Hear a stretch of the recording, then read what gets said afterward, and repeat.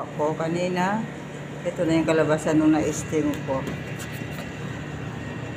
Yan, caramel. Yan ang sinatawag niya dito, caramel. Yan, thank you for watching guys. Sana nakuha niyo ang aking recipe.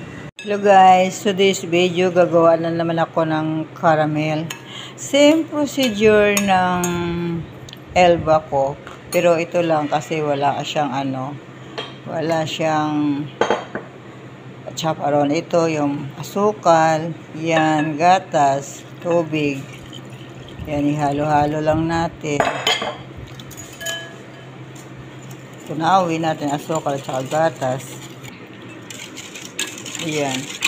Haluin natin guys. Ito yung asukal, 1 cup.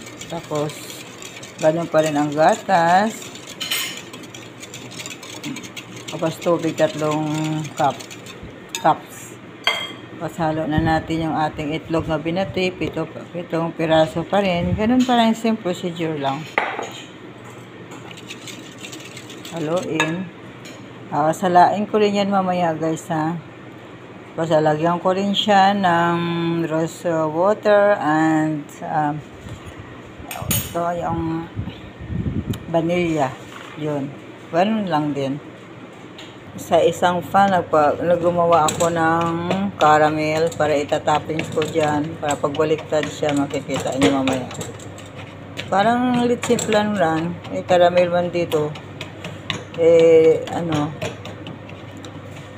Hindi na tinatanggalan ng Hindi na tinatanggalan ng puti ng itlog. Isahan lang.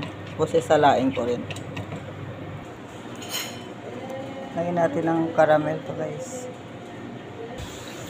Ito na guys, nilagay ko siya sa syrup na ginawa ko sa ilalim kasi pag naluto na mamaya makita nyo pabalik-tarin ko siya.